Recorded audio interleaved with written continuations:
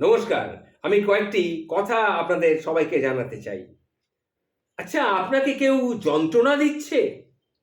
তাহলে এক কাজ করুন, চুপ হয়ে যান। কেউ অনেক ভালোবাসার পরও আপনাকে তা আপনার প্রাপ্যটা দেয়নি? তাহলে চুপ হয়ে যান। কোনো মানুষ আপনাকে অপমান করেছে? ঠিক আছে, আপনি চুপ হয়ে যান। কেউ আপনাকে ঠকিয়েছে? আপনি চুপ হয়ে যান।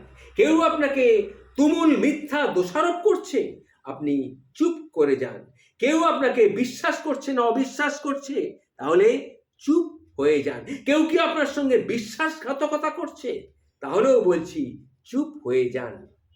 এমন নীরব হয়ে যান যে মানুষগুলো যেন আর কখনোই আপনার শব্দ বা আপনার ছায়া না দেখে। মৃত হয়ে যান আপনি তাদের কাছে।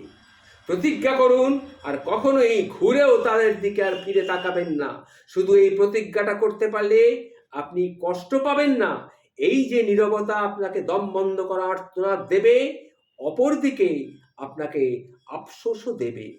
আসলে আমরা হারাবার ভয়ে শব্দ দিয়ে প্রতিবাদ করি, কিন্তু আপনি জানেন কি, যে মানুষগুলো আপনাকে মানুষ বলে মূল্যায়ন করেনি, আপনাকে দম বন্ধ করার কান্নার অনুভূতি দিয়েছে, তারা আপনার কেউ নয়। তাই নিজের স্বার্থে বাঁচুন, নিজেকে ভালোবাসুন।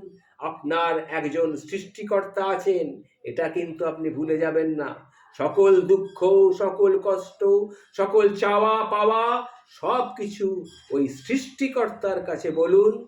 তিনিই আপনার সব সহজ সরলভাবে সব কিছুর সমাধান করে দেবেন। জয় গুরু, জয় গুরু, জয় শ্রীকৃষ্ণ।